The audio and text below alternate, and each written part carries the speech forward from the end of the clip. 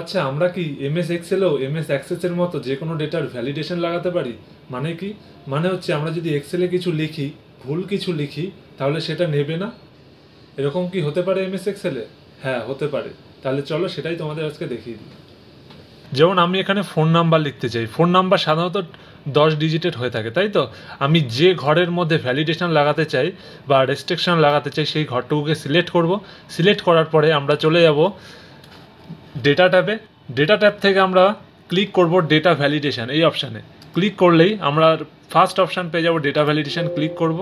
ভ্যালিডেশনে click করার পরে আমরা এখান থেকে সিলেক্ট করে নেব টেক্সট লেন্থ। আমরা যেহেতু টেক্সট লেন্থ সিলেক্ট করতে চাই যে এই ঘরে আমরা যাই লিখবো সেটা 10 ডিজিটের মধ্যে হবে, 10 সংখ্যার হবে, তাহলে আমরা এটাকে টেক্সট লেন্থ করে নেব। বা যদি আমরা এই ঘরে টাইম লিখতে চাই তাহলে টাইম করতে পারি, ডেট লিখতে চাই ডেট করতে পারি। তাহলে টেক্সট লেন্থে আমরা ক্লিক করব। এখানে টেক্সট লেন্থে ক্লিক করার পরে আমরা মিনিমামে এখানে করে দেবো 0, মানে আমরা সর্বনিম্ন 0 করতে পারি, এবং ম্যাক্সিমাম করে দেবো 10। তার মানেই আমরা হচ্ছে 10 ঘর পর্যন্ত লিখতে পারবো। 10-এর বেশি সংখ্যা কিন্তু এখানে সাপোর্ট নেবে না। তারপর আমরা ওকেতে ক্লিক করব।